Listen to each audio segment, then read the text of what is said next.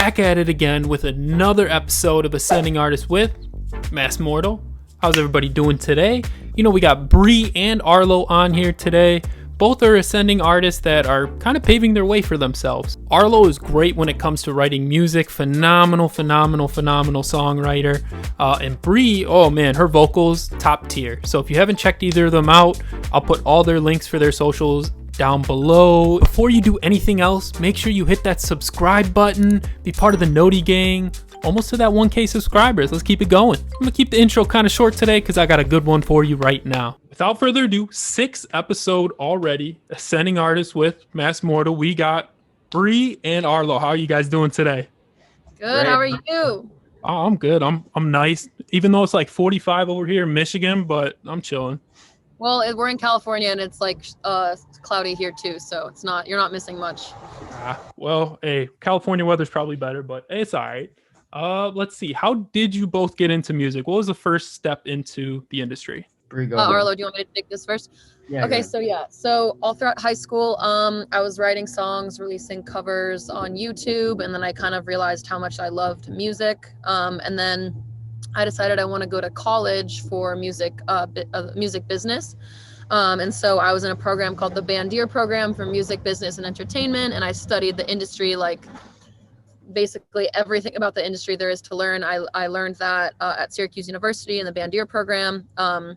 Once I felt like I had a good head on my shoulders and I felt like I could approach the business head on, I moved to LA, and that's when I started releasing originals, and that's when me and Cass started working together, and now she's my manager. And yeah, it kind of all started in high school, but then I really started to take it seriously when I moved out here after college. Sweet. Yeah. How about you, Arlo? When I was 4, my dad forced me to play the piano, and I hated it because I was reading music, and reading music is like math, and I hate math. I feel that.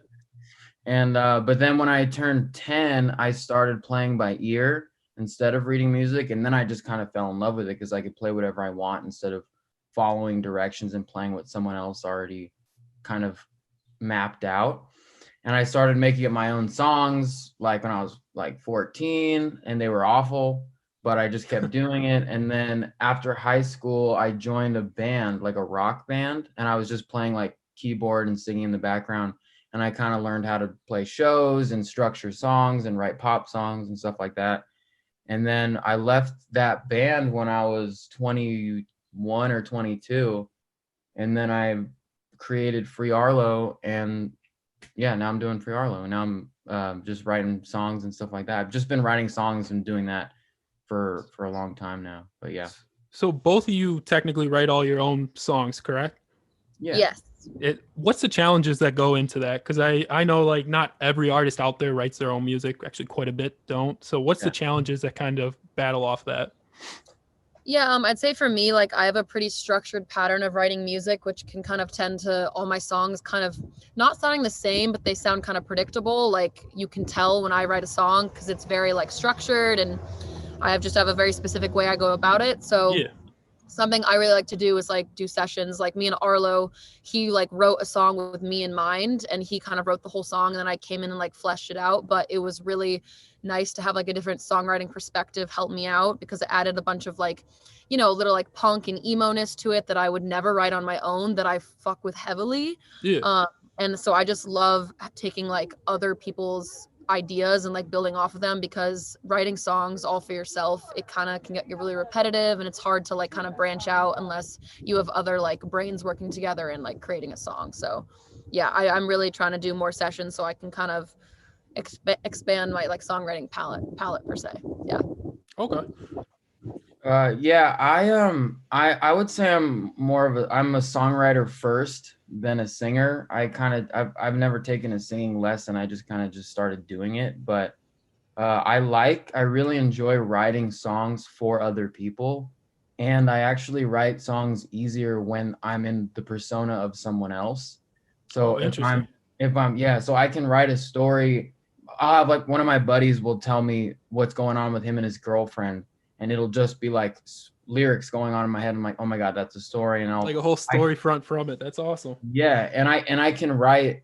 So I like writing for other people. I guess my challenge for me would be staying current and production wise, because I also produce my music.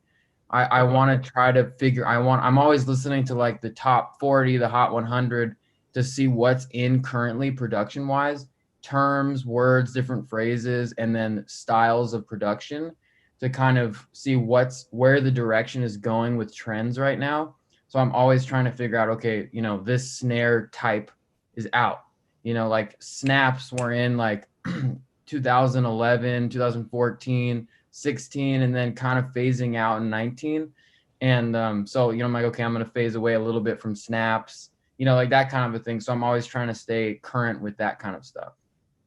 Okay. And now, based off that, now music inspiration, would you say that's kind of where you get some of your inspiration from? I know you kind of just explained it, but let's kind of go off like artist wise. Who would you say was the biggest inspiration of like artists out there that kind of helped made your music or base your music off of? For me, I grew up listening to like Stevie Wonder, and then in high school, I got super into Maroon 5, which is pop. Yeah, And yeah. I get a lot of melody like inspiration from Maroon 5 and those highs, the high melodies that Adam Levine sings. And then more recently, I've been super into Dominic Fike, which I don't know if you've heard of him, Oh, but love him. Love him. I love that he's sort of irreverent and he does this alternative thing. It's like indie, but with some pop, and then there's a little bit of a hip hop vibe in there. And so he's been inspiring me a lot recently. A lot of his music easy to vibe to. So, That's, oh yeah. yeah. Bri, how about you? Yeah, so I grew up listening to like Green Day and Linkin Park. Okay. So I've always kind of wanted to like experiment with like a more like punk rock side of my music, which again is like really hard for me to write because I'm such a pop girl at heart. Yeah. But as far as inspiration goes, my favorite artist in the world is Lauv, who I'm sure you guys know. Just like like classic pop with like the acoustic electric guitar and just an 808, like very simple pop. Like I love that so much. Shy Martin is another artist that I really look up to for songwriting inspiration. But again, like I am trying to find ways to incorporate more like grunge and like something a little more unique that can make me step out from like, the classic blonde pop girl that like releases the same stuff over and over again. Yeah. So as far as inspiration goes, like it's mainly driven from like my favorite pop artists, but I always like kind of like I do listen to Linkin Park every now and then to be like, what makes them like so different? Like I was obsessed with them when I was a kid, and I'm like, why was I so obsessed with them? Because they're so freaking different, and like there's so much emotion and like grunge behind it, and like I'm trying to figure out ways as a songwriter to start slowly incorporating that into my like basic pop songwriting, so I can kind of do like a blend of the two. Okay, like you saying, like everybody kind of looks for like the next different out there. You know what I mean? Like the Right. next artist or like even the thing that tweaks them different from someone else, and then it's like boom, they just capitalize off it like crazy. Absolutely, yeah. Uh, Yeah. so I'll it's interesting because I got both of you on this. Usually I only have one or two people maybe, but this is kind of interesting. So I'll ask both of you, playlist for your life. You have to pick 5 songs that are like your ride or die songs. Which ones are you going with? Oh God. My favorite song in the world is this song called Blood by the Middle East. It's very sad and acoustic. It could go on your My Heart Physically Hurts playlist. It's like So I say I don't think I've heard that honestly. I might have to yeah, look into it. Blood by the Middle East. I think it's like 15 or 10 years old, but it's just a beautiful song. I think that band was like a one-hit wonder. Really? I also really like this song called Promise by Ben Howard. It's also really slow and like kind of like meditation-y. And like those two songs are like my like go-to, like if I could only go to an island and bring one song kind of thing, like it would definitely be those two songs. And then The Other by Lauv is an incredible song. That's the song that kind of blew his career up. That's probably the third song that is my go-to. I have to think about the other two, but I'll let Arlo take over for a little while. Gotcha. 5 songs. Oh, like playlist that I would like a 5-song playlist that I've just the rest of my life. Yeah, like let's say you had to go with 5 songs that either mean the most to you or just like you be like, I put this song on replay like over and over and over again. Oh yeah. For me, it's a lot of oldies actually. Okay. Well, I listen to a lot of Marvin Gaye. Oh, that's good. Probably his hit "Let's Get It On." I love that song. I know it's like a sex song, but like You just really the- got it. Yeah, you just overplay the heck out of that song for real. I do. The groove on that, it's so in the pocket. That song, probably Take It Easy by the Eagles. I love the Eagles, and that band just has like this soft spot in my heart. John Mayer, I love John Mayer. He's like one of my biggest inspirations. He has a song called I Don't Trust Myself, and that's my favorite song of his. And then there's a song called Don't Bring Me Down by Electric Light Orchestra. Ooh. And that one I listen to just to hype me up. Old again, like I believe that's 70s, but that I love that song. I overplay that song all the time in the car. Okay. Probably would throw in Three Nights by Dominic Fike just because I just love the summer vibe on that song. Is that what 3 nights at the motel? Oh yeah, that's like such a vibe. Yeah. And then to that list, I'd probably have to add "Crawling" by Linkin Park, just because I am like a huge Linkin Park fan. Just so much emotion in that song. And then I'm actually a very big Taylor Swift fan. I know a lot of people don't like her, but I think she's one of the most brilliant songwriters in the world. So it'd probably have to be one of her songs, probably on one of her older albums. But there's a song called "All Too Well" that like tells such a beautiful story over like a 5-minute song, and just like the progression of the lyrics is just absolutely wickedly brilliant. So that yeah, it's probably my 5 songs. Solid, very solid, very solid. I was about to say, I usually when I have people in here, it's like not so much oldies, it's a lot of like the current. So I found that interesting with a couple oldies spat in there. I love oldies. Just give me inspiration. They just, I don't know, they just feel good. They have nostalgia to them. I didn't even grow up in that era, but I don't know what it is. They just feel good, you know.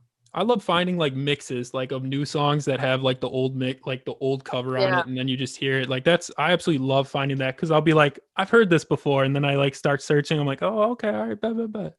Yeah.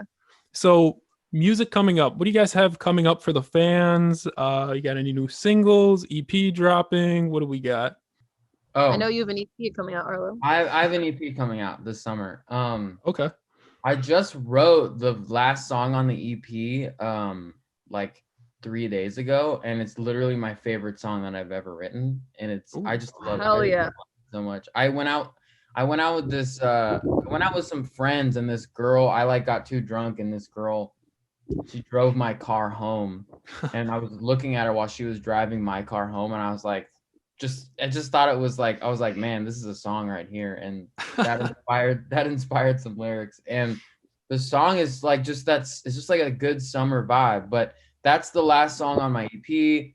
I think it'll be coming out around June. I might be releasing the songs separately, and every time a new song comes out, it adds to the EP. Yeah. That way it's kind of like the way people consume episodes of a TV show. And how like, oh, this week we're gonna get a new episode, and then I can't wait for Friday because we're gonna get a new episode, and people get really hyped about that. Yeah. So instead of dropping 4 or 5 songs all at once and people listening to a minute of each and going, yeah, that's cool, you give each song its own life. And so that'll be coming out this summer. I'm really excited for that. Probably a music video, and I'm working on the concept for that. I already have like the photo package for it. And then playing some shows. I actually have a show in 2 weeks in San Diego, debuting some of these songs. So yeah. Sweet. Yeah, so for me, I think I was just talking to Cass about this. Like for so long, we had this mindset of like, just get a song and release it. Just get a song done and release it. Just, you always need, like every other month you need to release a song. And I've kind of realized like after those songs come out, I kind of like go look at my songwriting catalog and I'm like, it's fucking empty. Like I just need to like spend like a year just writing and then figure out what I want to do from there. But I think what's most likely going to happen is probably an EP towards the end of the summer, or even like maybe even like October, December, like later on in 2021. But for now, like there's no tentative plan to release anything soon, just because I feel like my best work is going to come from trial and error and writing like 50 songs and then picking the best ones from that group instead of just writing something just so I have something to release the next month. Yeah. So for now, I don't think I'll probably be releasing something for at least a few months. I just really want to take a writing hiatus and then give my fans the best work I've ever made. So yeah.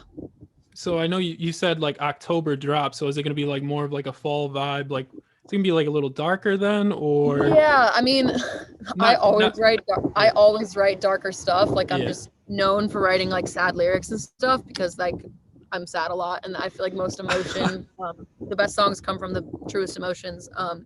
So I'm not really a happy-go-lucky kind of songwriter girl. So like I'd ideally like to release something in the fall so that like if it is a little sadder or darker, it can like transition into like winter vibes nicely. Because I know Arlo's writing like friggin' summer hits over here that make me want to like drink a mimosa on the beach, but like I just don't write music like that. So yeah, I'd say it'd probably be like on the darker side for sure, which is why we're trying to aim for later in the year. Yeah. I like writing for the season of the release. So I feel like yeah, I wish I could do that. I just can't write like summer songs. I don't know why. I can just write, not to flex, but I can just write like if I need to write a type of song, I can just get into it and just be like, okay, this is the vibe that I need to be writing in. Yeah. What mindset?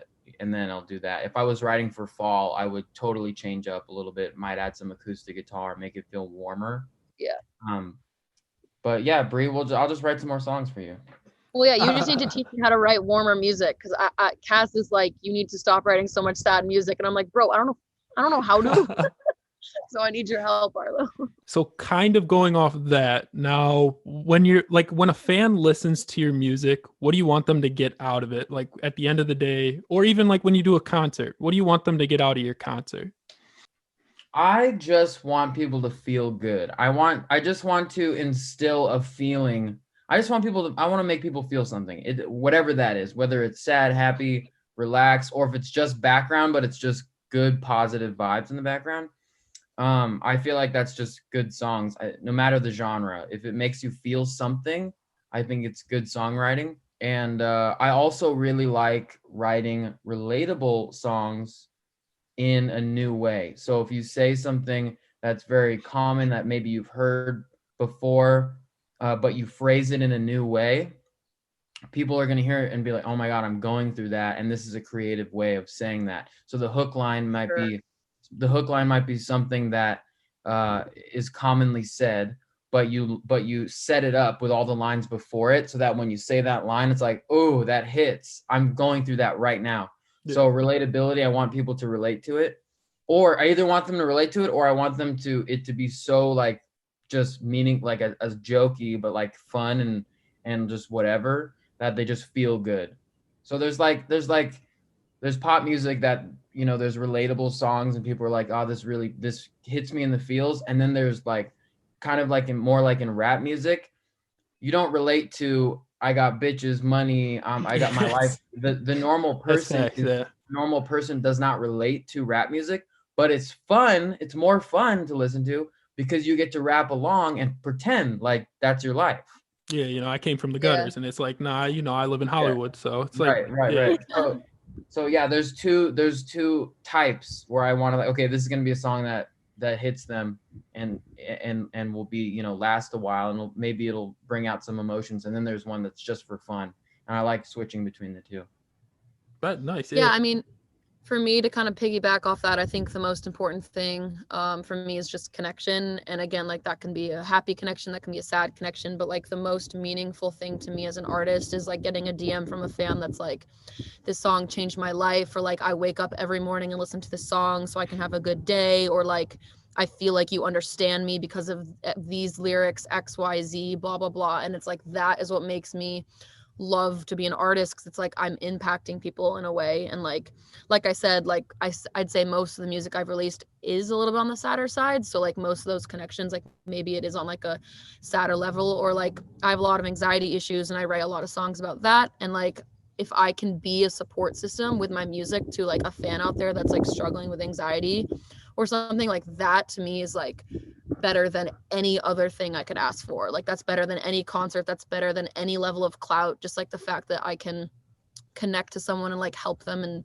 make their day better, and like my music, like something from my soul, is helping them get through their day. Like that is like, I can't even speak on how amazing that feels. And I know Arlo can relate, and I'm sure like every other artist can also say the same thing. But just basically like connection is so important to me. And like I really value my fans. Like I try to talk to them as much as I can. I'm always in my DMs like responding to their questions and comments about like my music. So yeah, just connection at the end of the day is like what I value the most. Absolutely. Awesome. Yeah, I was about to say fan connection's huge, and I feel like sometimes it gets overlooked, but when you can really connect with your fans, it just like makes the total difference, especially with music. Well, and they feel so validated for being like a super fan if like you respond to them and like treat them like an equal. Like they're like, oh my God. And they feel like they know you and they feel so appreciated, and like they should feel appreciated, because like me and Arlo aren't like out here like big time famous artists. Like we're just starting out, and like these are the people that are going to take us from the bootstraps and lift us up. So like we owe them the world, in my opinion. Facts. 100% true on that. So again, thank you very much for coming on. I appreciate it. So I appreciate both of you coming on today. So fun. Hell yeah. Thank you for having us. I really appreciate it. Hell yeah. And thanks for everything you've done for us. Oh yeah. Hey, anytime, you know. We also owe you the world. Thanks again for watching. Make sure to hit that subscribe button, be part of the Noti gang, be prepared for heat dropping on Fridays, Saturdays, and Wednesdays. Peace.